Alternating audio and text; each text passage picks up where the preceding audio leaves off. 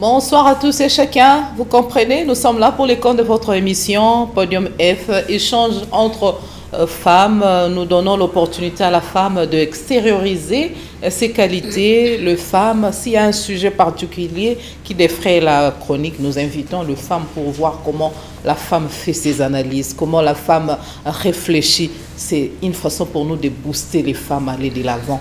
Voilà, à ne pas se sous-estimer, extérioriser les qualités de femmes en face de nous. Voilà. Alors, pour ce numéro, ce soir, je suis en face d'une femme pharmacienne. Comme c'est une pharmacienne, nous allons chercher à en savoir plus sur le domaine d'activité. Voilà, la pharmacie, panorama des métiers, secteurs et domaines d'activité. C'est avec Madame Arlette Lumingu que nous allons parler de tout ça. La pharmacie, c'est un métier rentable, c'est un métier qui sauve. Moi, je ne sais pas, nous allons découvrir ensemble avec vous. Madame Arlette, bonsoir. Bonsoir, Madame Adèle. En forme? Oui, oui, très en forme. Madame Arlette, pharmacienne, et pourquoi? D'abord, merci. Je suis très contente d'être reçue sur ce plateau. Et je crois que c'est la première fois, mais ce ne sera pas la dernière fois. Surtout s'il faudrait parler de la profession de pharmacie. Je suis toujours disponible et, disons, disposée à venir en parler. Alors, pourquoi la pharmacie? C'est à moi que vous avez posé la question, bien entendu. Pourquoi la pharmacie? Déjà, quand j'ai grandissé, j'étais passionnée de prendre soin des gens. Alors, pendant que j'étudiais, j'avais cette envie-là de vouloir sauver des vies. C'est vrai que au début, quand j'ai voulu avoir mon bac, je voulais devenir médecin. Je voulais faire la médecine. Mais heureusement ou malheureusement, je n'ai jamais fait d'inscription à la faculté de médecine. Je ne sais vraiment pas Pourquoi ce changement? Disons, je ne sais pas si c'était le Saint-Esprit. Vous avez changé d'avis? Oui, oui, j'ai changé d'avis pour me pencher vers la pharmacie. Au fait, je me suis dit, en tant que médecin, je serai devant un malade. Peut-être je soignerai un malade. Mais si je fais la pharmacie, je soignerai peut-être 200, 500, pourquoi pas 1000 à la fois. Voilà. C'est un métier rentable, c'est un métier qui sauve, parce que vous êtes pharmacienne et c'est un peu d'explicité. Bien entendu, la pharmacie, c'est parmi les métiers qui donnent beaucoup d'argent. Ça, en tout cas, je ne mâcherai pas les mots. C'est vrai que dans notre pays, les choses ne sont pas encore comme il faut. Mais sous d'autres cieux, les pharmaciens, c'est un monsieur. Comme le disait le professeur Tambave Mbappé à son âme, le pharmacien, c'est un monsieur. Et je ne mentirai pas si je dis que je ne vis pas dans la misère. Je ne suis pas riche, mais je ne galère pas. Et en tant que pharmacienne, je sais comment me prendre en charge. Le rendement, la rentabilité, est-ce que ça permet à un pharmacien de nouer les débuts du mois sans problème? Bien, tout dépend du secteur dans lequel vous travaillez. Okay? Tout dépend du secteur dans lequel vous travaillez, puisque je ne l'ai pas dit, en tant que pharmacien, vous avez, disons, une panoplie de choses que vous pouvez faire. Quand vous terminez la faculté de pharmacie, le diplôme de pharmacien ou le bagage de formation en tant que pharmacien vous donne la possibilité de travailler dans divers secteurs. Et c'est à toi de voir dans le secteur où tu es, qu'est-ce que tu peux faire pour gagner ce que tu veux. Mais je dirais que la pharmacie, c'est un métier rentable. Apparemment, les femmes congolaises embrassent autre chose que la pharmacie. Elles sont peu nombreuses. Est-ce vrai? Vous n'avez pas tort. Déjà, ce n'est pas seulement les femmes. Je dirais que la pharmacie, parce que c'est Podium F, alors je veux que nous puissions marteler sur la femme, bien sûr. D'accord, ok, on va aller dans ce sens-là. Déjà, à l'époque, quand j'allais à la faculté de pharmacie, tout le monde avait peur. Mais qu'est-ce que tu y vas faire? Déjà là-bas, déjà, c'était à l'Uniqué. L'auditoire était équilibré. En nombre, hein, les femmes... En nombre, les femmes, il n'y avait pas d'équilibre. Puisque nous avons fini à 36, si je ne me trompe pas, et nous n'avions que 10 femmes. Voilà. Mais nous n'avons pas commencé à 36. Nous avons commencé à je ne sais pas moi, plus de 600 étudiants.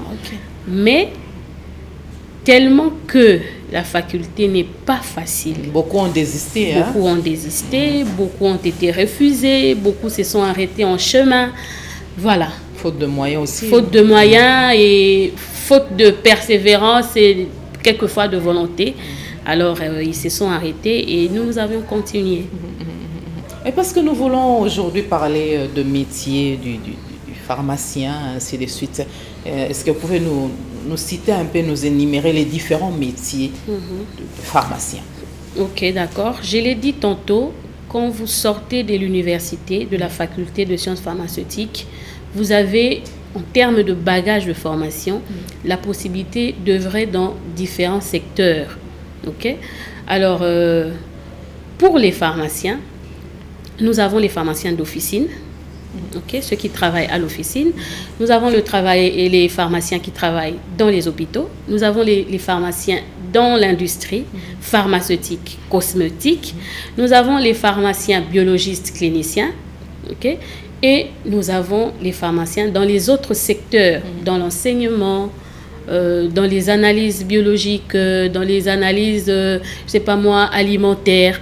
Donc, vous avez la possibilité de travailler dans plusieurs domaines d'activité ou secteurs d'activité. Voilà, merci d'avoir énuméré les différents métiers du pharmacien.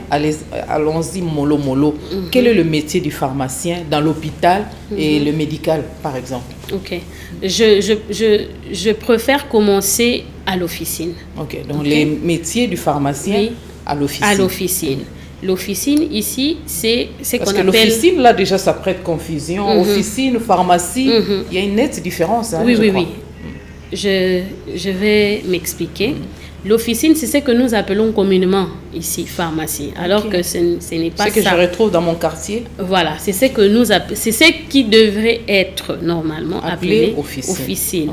Puisque dans l'officine, ils sont placés les médicaments, il y a un pharmacien et c'est l'endroit où se fait la dispensation des médicaments. Alors que la pharmacie, dans son origine, c'est un endroit où se fait des choses en secret. Pas forcément des bonnes choses. Voilà. Alors, je commence par l'officine. Puisque dans la profession, on dit l'officine, c'est le miroir de la profession pharmaceutique. Pourquoi? Parce que le pharmacien est directement en contact avec la population. Alors, le rôle du pharmacien dans l'officine, c'est quoi? C'est la dispensation des médicaments. La dispensation, c'est un acte qui va au-delà de la vente. Je voudrais vraiment bien nuancer. Quand on parle de dispensation, délivrer un médicament ou dispenser un médicament, ça va vraiment au-delà du fait de vendre le médicament. Puisque le médicament qui est dispensé se suit avec les conseils qu'il faut.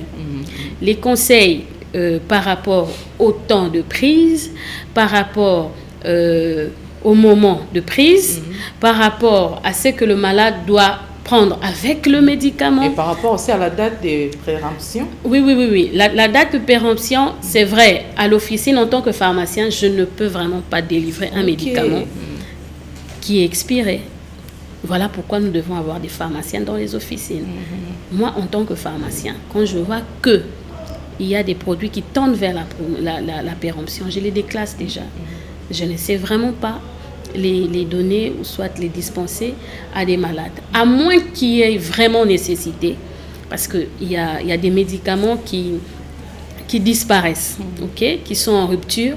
Et quand vous en avez, même quand vous avez une date qui est proche, vous pouvez parler avec la personne qui a prescrit. Si cela ne causera pas du tort au patient, vous pouvez donner, mais pas un médicament expiré. Voilà. Donc, le pharmacien, je reviens, le pharmacien à l'officine a le devoir, ou soit le rôle de dispenser les bons médicaments aux patients. Et il est comme, disons, une barrière, ok? Une barrière, pas une barrière dans le mauvais sens, mais dans le bon sens. C'est-à-dire, c'est entre, le pharmacien est entre le médecin, le prescripteur, et le patient, ou la personne qui vient acheter pour le patient. Alors, en tant que barrière, le pharmacien a le devoir de retenir tout ce qui est comme erreur, puisque nous sommes humains. Et erreur de la part du médecin, par exemple, ou du prescripteur. Okay. Non, parce que ce n'est pas le patient qui prescrit. C'est le médecin qui prescrit. Bien entendu, il y a aussi des médicaments qui sont en vente libre, que le patient peut venir lui-même acheter. Mais ici, je parle... l'automédication. Oui, ça dépend de quoi est-ce que le patient souffre. Il y a des médicaments qui peuvent être donnés sans ordonnance. Mais ici, je parle de l'ordonnance venant du médecin ou du prescripteur. Voilà. Le prescripteur, ça peut aussi être une sage-femme. Si c'est urgent, on leur permet de prescrire, ou un médecin vétérinaire, on leur permet de prescrire. Alors, quand l'ordonnance vient de la part du médecin, le pharmacien a le rôle de bien vérifier ce qui est écrit, ce qui est demandé en fait. Alors, sur l'ordonnance, le malade ne sait pas voir qu'il y a les interactions médicamenteuses, mais le pharmacien sait le voir, juste en voyant les médicaments qui sont prescrits. Ou alors, le pharmacien peut déceler une erreur de dosage, par exemple, une erreur, disons, de rythme de prise de médicaments, et c'est disons, un métier où il faudrait collaborer. Il peut proposer aussi un produit similaire. Bien sûr que oui, bien sûr, mais je voudrais... Il y a des médecins qui contestent aussi là. Oui, je voudrais mettre un accent sur cela. C'est vrai que le pharmacien n'est pas autorisé à changer un médicament, mais le pharmacien est autorisé à proposer un médicament. Je donne un exemple. Ici, chez nous, les médecins ont l'habitude de prescrire les médicaments sous leur nom de marque. Ok. Mais ailleurs, c'est par DCI. DCI, c'est la dénomination commune internationale, c'est-à-dire paracétamol, par exemple, ou bien amoxicilline. Mais vous verrez, sans pour autant faire la publicité, le médecin prescrit Efferalgan. Efferalgan, c'est paracétamol, ou Doliprane, ou ainsi de suite. Non, mais c'est peut-être parce que c'est importé, on ne peut pas copier ça, ou bien on ne peut pas... Nous n'allons vraiment pas entrer là, c'est un autre sujet, ça risque d'être un sujet de débat, puisque tout peut être... Bon, fermons la parenthèse, alors on peut continuer. Alors, si le médecin a prescrit Efferalgan, par exemple, 1000 mg, et que chez moi, à la pharmacie, j'ai Doliprane 1000 mg, c'est du paracétamol. Alors, je propose au patient. Mais si je trouve que le patient est réticent, j'appelle le médecin. Je lui dis, docteur, à la place de ça, nous avons ça. Là, c'est par rapport aux non commerciaux. Mais nous pouvons aussi proposer des similaires, substituer par des similaires. Dans ce cas, il y a une prescription qui arrive avec un IPP. Un IPP, c'est... un inhibiteur de pompe à protons. Je reçois pantoprazole. Sur l'ordonnance, pantoprazole 40 mg. Moi, je n'ai pas du pantoprazole. J'ai du rabéprazole ou de l'ésoméprazole. J'appelle le médecin pour lui dire que voilà, je n'ai pas cet IPP, j'ai l'autre. C'est deux molécules différentes.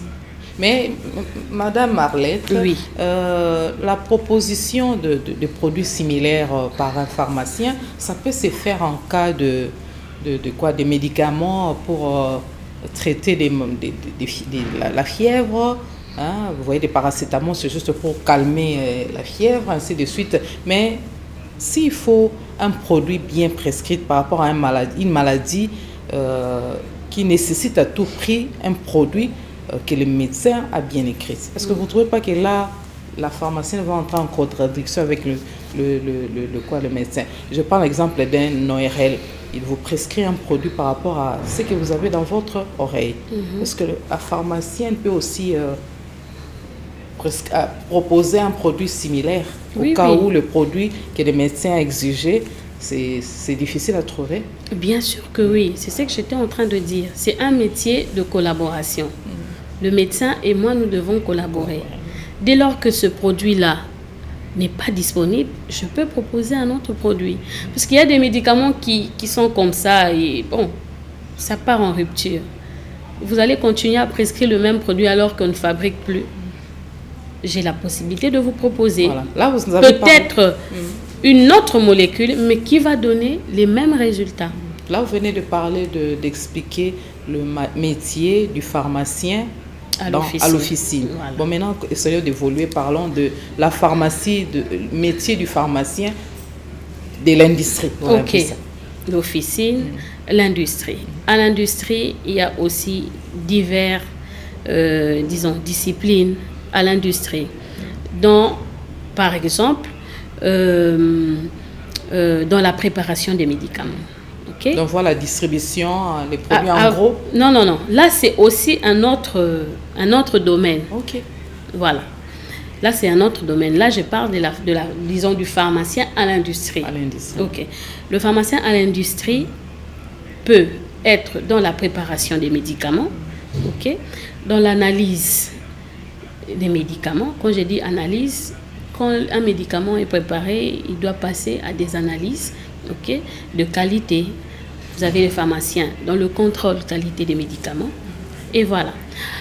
Alors, à part le pharmacien à l'industrie, nous avons aussi les pharmaciens qui travaillent dans la distribution des médicaments en gros. Okay. Les pharmaciens grossistes, disons ceux qui travaillent au dépôt, ce qu'on appelle communément au dépôt pharmaceutique. Okay. Alors, ces pharmaciens-là ont le rôle de dispenser les bons médicaments à la population. Et ils ne vendent pas directement à la population. Ils vendent dans les hôpitaux, ils vendent aux pharmacies. Là, il y a un pharmacien qui est là et qui gère tout ce qu'il y a comme importation, exportation et toutes les entrées, toutes les sorties et tout ce qui a trait avec les médicaments dans leur maison de distribution. En dehors du pharmacien de dépôt, nous avons aussi les pharmaciens à l'hôpital, ceux qui font la pharmacie hospitalière. La pharmacie hospitalière, c'est plus dans la gestion des médicaments à l'hôpital. Okay? Dans la gestion des médicaments à l'hôpital, il y a la dispensation du bon médicament. Donc, le pharmacien à l'hôpital est tenu de se rassurer que tous les médicaments qu'il y a à l'hôpital sont de bonne qualité, okay? Et donner aux médecins une assurance. Puisque moi, je le dis toujours, vous pouvez être le plus grand médecin du monde, poser le plus bon diagnostic que vous voulez, mais quand vous avez un mauvais médicament, tout est fichu. Donc, les pharmaciens qui se donnent la peine de nous donner des produits impropres à la consommation, ils ne maîtrisent pas correctement leur rôle, leur métier. Je me dis... Ils ne valorisent pas leur métier. S'il y a un pharmacien qui passe 6 ans à l'université, avec tout ce qu'il y a à la faculté, donc toutes les difficultés qu'il y a à la faculté, vous arrivez à donner un mauvais médicament au patient, c'est qu'il y a un problème quelque part. Moi, je suis sûre que tout celui qui termine à la faculté... gagner plus et éviter de perdre. Bon, c'est vrai qu'il y a des gens avec des cœurs comme ils sont. Ils ont des pierres à la place. Mais en tant que pharmacien, je doute fort qu'il y ait des pharmaciens qui font ça. Et qui peut être appelé pharmacien biologiste? Le pharmacien biologiste, c'est celui qui travaille dans un laboratoire d'analyse biologique ou des analyses biochimiques. C'est un pharmacien qui est là et qui peut être gérant d'un laboratoire où on fait des examens biologiques. Par exemple, les examens d'urine, les examens de sang, les hémocultures, etc. Le pharmacien peut aussi travailler dans ce domaine-là. Pharmacien en établissement de santé. C'est toujours le pharmacien médical? Oui, le pharmacien à l'hôpital, dans un établissement de santé, c'est-à-dire soit à l'hôpital, dans un centre de santé, ou soit dans une zone de santé. À la zone de santé, c'est le pharmacien qui gère tous les médicaments qui arrivent pour les distribuer dans les centres de santé. À l'hôpital, il reçoit les médicaments. Il fait en sorte qu'il y ait d'abord des médicaments de qualité, puisque dans la gestion des médicaments, on dit qu'il faudrait donner le bon médicament au bon patient à la bonne période, donc au bon moment, ok? Mais avec un bon coût, c'est-à-dire tout ce que vous donnez au patient doit avoir un coût abordable. C'est vrai qu'il y a des malades qui peuvent s'acheter des médicaments qui coûtent cher, mais ce n'est pas tout le monde. Alors il faudrait être à mesure de proposer aussi des médicaments qui donnent des bons résultats, les mêmes résultats que les spécialités, mais à des coûts très abordables. Il y a une nette différence entre le métier du pharmacien et les tâches du pharmacien? Les tâches, je pense que c'est inclus dans le métier du pharmacien. Je crois que je venais de les énumérer ici. Vous avez des pharmaciens à l'officine, à l'industrie, vous avez des pharmaciens dans les dépôts pharmaceutiques, vous avez des pharmaciens dans les laboratoires d'analyse biologique ou je ne sais pas moi, dans les autres secteurs. Vous avez par exemple des pharmaciens dans les industries brassicoles, vous avez des pharmaciens à la Bracongo, à Quilungongo, vous avez des pharmaciens à la Midema par exemple. Donc le pharmacien peut se retrouver comme ça dans plusieurs milieux et travailler, se retrouver, puisque le bagage en termes de formation vous donne la possibilité ou la capacité de vous retrouver dans tous ces milieux-là. Nous avons des cours qui nous donnent la possibilité de travailler dans ces milieux-là. Parlons alors de votre rémunération. C'est là où ça pose un peu problème. Il y a beaucoup de bavures. Pourquoi? Parce que les pharmaciens ne sont pas bien rémunérés. Est-ce qu'on peut parler du salaire d'un pharmacien? Ok. Dans notre pays, malheureusement, j'ai dit, les choses ne sont pas encore comme on le veut. Ok. Actuellement, un pharmacien qui travaille chez l'État congolais touche moins de 500 $. Moins de 500 $, alors que sous d'autres cieux, le pharmacien, c'est un patron. Le pharmacien, c'est un patron. Alors, ça dépend du secteur dans lequel vous œuvrez. Il y a des pharmaciens qui se retrouvent bien dans le privé, mais chez l'État, ce n'est pas encore, disons, ce n'est pas encore du miel, si je peux le dire ainsi. Le pharmacien n'est pas très bien payé. Le pharmacien n'est pas très bien rémunéré dans le secteur de l'État. Voilà, on parle de pharmaciens titulaires et adjoints, tout ça là, ça prête confusion. Hein. Chez nous, lorsqu'on se présente comme patient, on se dit, mais toutes ces appellations, pourquoi? Il y a des différences, on doit comprendre ça parce que nous sommes en face d'une femme pharmacienne. Elle a jugé nécessaire participer à cette émission Podium F. Alors on doit comprendre ce qu'elle fait exactement. Est-ce qu'elle s'en sort bien? Est-ce qu'elle est à la hauteur? C'est l'objectif, le but de cette émission. Non seulement vous comprenez la pertinence de ces métiers, les différents métiers de la pharmacie, la pertinence de ces métiers, mais savoir si la pharmacienne qui est en face de moi, elle est à la hauteur. Elle maîtrise ce qu'elle fait, elle le fait correctement. C'est ce que nous voulons ressortir ce soir. Voilà, un peu ça. Ok, pharmacien titulaire, pharmacien adjoint, il y a une différence. S'il faudrait parler de l'officine, vous avez le pharmacien titulaire, c'est lui le responsable de l'officine. C'est sous ses ordres que les autres travaillent. Le pharmacien titulaire peut avoir des pharmaciens adjoints ou des pharmaciens assistants. C'est-à-dire, à l'absence du pharmacien titulaire, ce sont ces pharmaciens-là qui prennent la responsabilité de l'établissement. À l'hôpital, il y a un pharmacien qui est responsable et il y a des pharmaciens qui secondent. Donc, normalement, dans la législation de notre pays, un pharmacien qui est déjà titulaire d'un établissement pharmaceutique, donc un pharmacien qui est responsable d'un établissement pharmaceutique ne peut plus être responsable dans un autre établissement pharmaceutique. Mais le pharmacien adjoint ou le pharmacien assistant... Il ne peut pas suivre deux liens à la fois? Non, non. Il peut travailler comme assistant, par exemple, ailleurs, mais il ne peut pas être responsable des deux établissements pharmaceutiques. Ça, c'est interdit dans la législation de notre pays. La pharmacie, apparemment, c'est très bon pour les femmes, hein, moi je trouve. Parce que dans plus d'une pharmacie ici à Kinshasa, les constats que moi je fais personnellement, c'est tenu par les femmes. Ok. Qu'est-ce qui justifie cette réalité? C'est tenu par les femmes, je dirais malheureusement, ce n'est pas que des femmes qui sont pharmaciens. Et ce sont de jeunes dames. Oui, ce sont des jeunes dames. C'est comme on dit, les femmes aiment l'argent. La pharmacie, ça parce que c'est un métier, c'est un peu facile. Les femmes aussi, les femmes congolaises aiment un peu la facilité aussi. Non, non, non, non. Ce n'est pas dans le sens de facilité, puisque on voit beaucoup d'erreurs à la cité. Okay? Il y a beaucoup d'erreurs à la cité. Malheureusement, les choses ne sont pas encore comme on le veut. Mais je crois qu'avec le temps, cela va s'arranger. C'est vrai, il y a beaucoup de femmes dans les pharmacies. Je ne sais pas si tu te souviens, à l'époque de nos parents, on se disait, bon, la femme qui ne veut pas aller très loin dans les études, s'adonner à la poupée couture ou bien vendre dans une pharmacie ou tenir des boutiques, ainsi de suite. On se dit, c'est parce que c'est un peu facile par rapport à autres métiers.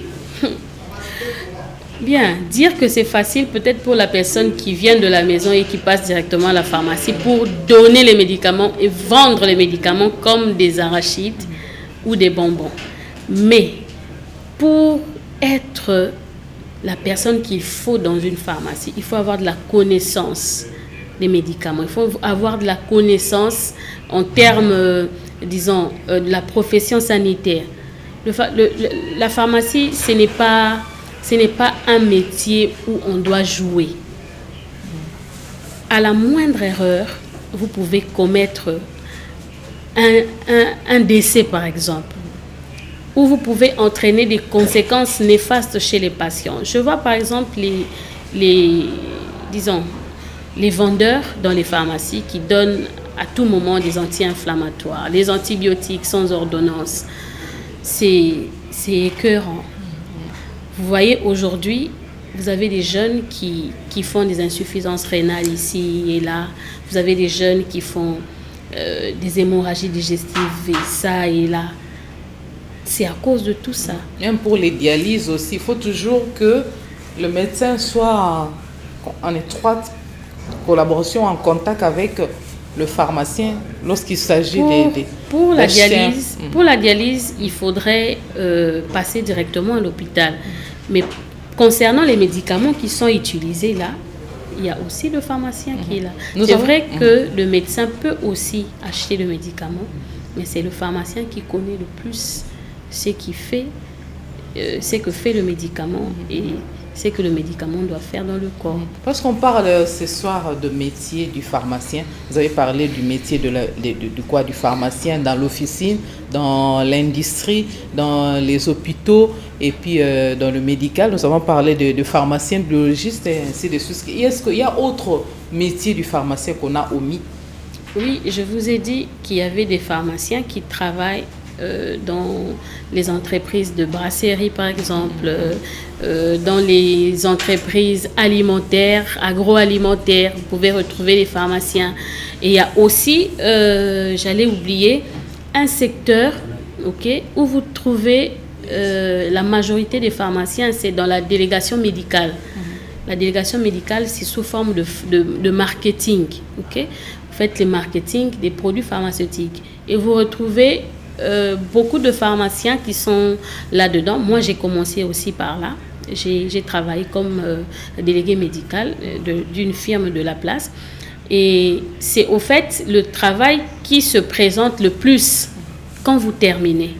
Quand vous sortez fraîchement de la faculté, c'est le travail qui se propose directement à vous. Vous avez la possibilité ou la chance, si je peux le dire ainsi, d'aller travailler comme délégué médical. Et c'est pour moi un travail qui donne aux pharmaciens la possibilité d'avoir aussi un peu d'argent. Et dans la pharmacie, est-ce qu'on appelle le préparation magistrale? J'aimerais donner une nuance. Il y a préparation magistrale et préparation officinale. La préparation magistrale, c'est un médicament qui est demandé par le médecin, ok, sur une ordonnance pour un malade bien déterminé. Ok. Et ça, à l'absence de la spécialité, ou soit quand la spécialité n'existe pas, ou quand la spécialité n'est pas disponible. Par contre, la préparation officinale, ce sont des préparations que le pharmacien fait dans son officine. Je vais bien expliquer par des exemples. Pour la préparation magistrale, vous avez par exemple de l'argirol 2%. Vous recevez une ordonnance où le médecin écrit Madame Adèle qui doit recevoir l'argirol 2%. L'argirol 2% ne se voit pas. Ok, ne se voit pas, et c'est au pharmacien de faire la préparation extemporanément pour ce patient-là. C'est pour un malade bien déterminé. Préparation officinale, pommade confrère, vaseline salicylée, ce sont des préparations qui sont là. Très souvent, ce sont des formes solides telles que les pommades, les crèmes et tout, ou les formes en liquide, les sirops, les suspensions qui peuvent être fabriquées dans cette pharmacie-là. Et les préparations officinales, les formules sont dans la pharmacopée. Donc, ce sont des préparations qui existent, qui se font déjà, mais que vous refaites chez vous dans la pharmacie pour revendre. Et il y a de ces pharmaciens qui préparent eux-mêmes le médicament. Alors, ces pharmaciens sont dans quelle catégorie? Ce sont des entrepreneurs. Ok. Oui, oui, ils sont dans la recherche et puis, disons, dans la préparation de leurs propres médicaments. Il y a par exemple méamycine, il y a diazostimil, il y a, je sais pas moi, Godissa, etc., qui sont préparés par des pharmaciens. Alors, ce sont des pharmaciens qui œuvrent comme ça dans leurs petites ou soit grandes entreprises et qui se font beaucoup d'argent avec. Mais les timings pour que ce qu'ils font puisse être approuvé et que ça soit utilisé ou vendu facilement, ça se passe comment? Ok. Pour un médicament, pour une nouvelle molécule, quand vous voulez la mettre sur le marché, avec tout le temps, en tout cas, ça prend du temps, hein, de la recherche ou la révélation, puisqu'il y a des médicaments qui viennent comme ça par révélation. Okay. Il y a certaines qui font la recherche, mais il y a certains pour qui les médicaments sont révélés. Okay. De la recherche à la fabrication, ou soit à la conception, d'abord, de la recherche à la conception, en passant par la fabrication et la mise sur le marché, vous pouvez travailler pendant 10-15 ans. Vous pouvez travailler pendant 10-15 ans. Et jusqu'à mettre au point un médicament et le mettre sur le marché, ça prend du temps. 10-15 ans ou plus. Okay? Bien entendu, quand vous avez mis votre médicament sur le marché, ce n'est pas fini. Il y a le suivi post-mise sur le marché. Le produit doit être suivi. C'est là que commence le service de pharmacovigilance où le pharmacien peut aussi travailler. Donc la pharmacovigilance, ça suit le cours du médicament après sa mise sur le marché. Qu'est-ce que le médicament fait? Quels sont les effets indésirables, par exemple, que les malades rencontrent après avoir pris le médicament? Parce qu'il y a des effets qui sont notifiés déjà, parce que tout médicament a des effets secondaires, ça c'est clair. Tout médicament a un effet secondaire. Mais il y a des effets qui deviennent néfastes. Ça veut dire, si vous avez un médicament qui est mis sur le marché et après, disons, on fait des tests sur les animaux et puis on met le médicament sur le marché, il y a des effets qui sont déjà notifiés. On dit par exemple, telle molécule entraîne des maux de tête.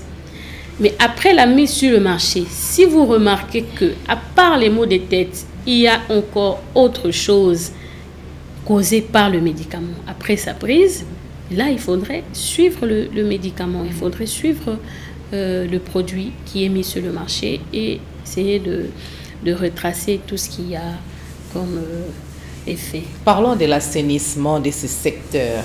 Est-ce qu'il faut à tout prix qu'on puisse assainir les secteurs de la pharmacie? Bien sûr. L'assainissement est la bienvenue ou bien il faut continuer d'évoluer comme ça? J'ai dit ailleurs, le pharmacien c'est un patron. Il y a beaucoup de bavures aussi. Oui, il y a beaucoup de bavures. Il y a à boire et à manger dans notre secteur. S'il faudrait seulement voir l'officine, sortez ici. Comptez-moi sur le boulevard combien de pharmacies ont un pharmacien. Ici, c'est encore mieux, mais allez en ville, sur Bas-Congo, vous voyez comment les médicaments sont vendus à même le sol. C'est que la pharmacienne Véronique appelle des boutiques de la mort. Boutiques de la mort. Allez à la cité. Dans votre quartier, il y a combien de pharmacies tenues par des pharmaciens? Faites seulement cette analyse-là et vous verrez combien nous souffrons. Vous verrez combien nous sommes étouffés dans notre propre profession. Moi, je ne me lèverai pas un matin pour aller ouvrir un cabinet médical. Je ne me lèverai pas un matin pour aller ouvrir un cabinet d'avocat. Mais c'est l'avocat qui vient ouvrir, qui te demande même conseil. Comment on fait pour ouvrir une pharmacie? Tout en sachant qu'il ne te payera pas en tant que pharmacien, puisque quand vous voulez ouvrir une pharmacie, il faudrait engager un pharmacien. C'est ce que dit la législation pharmaceutique de notre pays, ou même ailleurs. Il faudrait engager un pharmacien. Mais qui va te payer en tant que pharmacien? Vous verrez, je ne sais pas moi, un ingénieur qui vient demander conseil. Qu'est-ce qu'il faut pour ouvrir une pharmacie? Alors que moi, je suis là, en pharmacienne, et je ne sais pas évoluer dans ma profession. Je suis passée à la faculté, si dure qu'elle est, à étudier. Non seulement il y a la conservation des produits pose problème, mais il y a aussi la vente de produits impropres à la consommation. Bien sûr, bien sûr. Déjà, il y a ce qu'on appelle les bonnes pratiques de conservation. Okay? Dans une pharmacie, il y a des normes à suivre. Il y a des normes pour l'officine, il y a des normes pour les dépôts, il y a des normes pour les pharmacies à l'hôpital. Tout ça, c'est réglementé. Je ne pense pas que c'est ce qui se fait à la cité. Là, c'est seulement pour la conservation. Vous verrez une pharmacie en tôle, s'il vous plaît. Une pharmacie en tôle. Dites-moi, la survie de ces médicaments à l'intérieur. On dit qu'il faudrait protéger les médicaments à une température de moins disons 25 degrés. Mais vous avez une pharmacie en tôle avec cette chaleur, mon Dieu. Voyez vous-même, vous pouvez avoir un médicament qui n'est pas encore périmé, mais qui est déjà abîmé de par sa conservation. Vous voyez, c'est un problème. Donc, nous sommes comme ça étouffés dans notre profession. Et je suis sûre que les choses vont se décanter. Je crois encore. S'il faudrait refaire la faculté, je referai la faculté de pharmacie. Bien entendu, avec d'autres formations que je vais ajouter. Mais j'aime ma profession. J'aime voilà, parce que vous en parlez déjà, oui. Madame Arlette Lumingo, quel est votre plus grand regret? Vous êtes pharmacienne. Depuis que vous exercez ce métier jusqu'à maintenant, quel est votre plus grand regret? Et parlez aussi de bons souvenirs que vous avez du métier jusqu'à maintenant. Je veux commencer par le mauvais. Donc, les regrets, c'est que je trouve que les choses n'évoluent pas du côté de notre profession. Déjà, en termes d'assainissement, il y a un désordre. La fois passée, j'étais en train de voir sur les réseaux. Le désordre entretenu par le pharmacien entre vous ou bien par les autorités? Par les autorités d'abord. Les autorités qui sont censées nous soutenir. J'étais en train de dire, je venais de lire une lettre écrite, je ne sais pas moi, par un député ou je ne sais plus trop, mais je crois que c'était une autorité qui s'adressait au ministre, disant que il y a des pharmaciens qui malmènent les tenanciers de pharmacie. Je me dis, c'est de la contradiction pure et simple. Mais c'est le pharmacien qui est responsable de tenir une pharmacie. Mais comment vous l'accusez encore? Comment vous l'accusez? C'est normal qu'il se plaigne. C'est normal qu'il agisse. Si les pharmaciens laissent à longueur de journée les adjoints tenir la pharmacie, ils ne connaissent pas ce qui se passe par après. Madame Adèle, si toutes les pharmacies non tenues par les pharmaciens se fermaient aujourd'hui, il y aura des pharmaciens dans les officines. Nous gagnerons beaucoup d'argent et nous n'allons pas suivre de gauche à droite. Voilà, merci beaucoup pour cet éclairage. Nous avons appris beaucoup, vous et moi, venant de Madame Arlette Lomingo, pharmacienne. Voilà, parce qu'elle a parlé du métier de pharmacien. Parce que nous sommes à la fin. Qu'est-ce que vous pouvez dire en guise de message particulier par rapport à notre sujet pertinent qu'on a développé dans cette émission Podium F, parce que je suis en face d'une pharmacienne, on a jugé nécessaire de parler du métier de pharmacien. Qu'est-ce qu'on peut retenir en peu des mots par rapport à notre sujet clôturé? Ok, je vais résumer tout ce que j'ai dit. Je vais commencer par là, mais j'aurai aussi, disons, un mot aux autorités et à la population. 2 minutes pour ça. Voilà. J'ai dit, disons, les études en pharmacie nous donnent l'opportunité de travailler dans divers secteurs. Okay? Ça peut être à l'officine, à l'industrie, à l'hôpital, etc. Et le pharmacien a un grand rôle à jouer dans la société, puisque au centre de tout métier, il y a le patient, il y a le médicament, et c'est pour la survie du patient. Donc le pharmacien n'a pas le droit de blaguer dans son métier, puisque la finalité, c'est bien prendre soin du patient. Alors, aux autorités qui nous suivent, je dirais, pourquoi est-ce que les choses traînent? Premièrement, en ce qui concerne l'assainissement du secteur pharmaceutique, nous voyons de part et d'autre des pharmacies qui sont fermées, mais qui sont ouvertes juste après, puisqu'il y a une autorité qui avait passé un coup d'appel.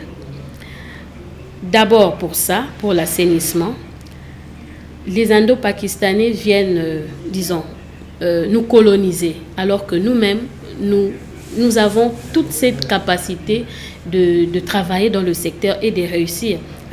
C'est de 1. De 2, pour disons, les pharmaciens qui travaillent chez l'État, je pense que leur rémunération peut quand même bouger de façon exponentielle. Et à la population, je dirais, faites confiance à votre pharmacien. Allez dans les pharmacies où il y a un pharmacien et demandez votre médicament et votre conseil. Voilà, ça me fait plaisir lorsque mon invitée est éloquente et elle sait convaincre. En tout cas, ça fait vraiment énormément plaisir. Les femmes, les jeunes dames, vous voulez faire la pharmacie, c'est une opportunité, allez-y.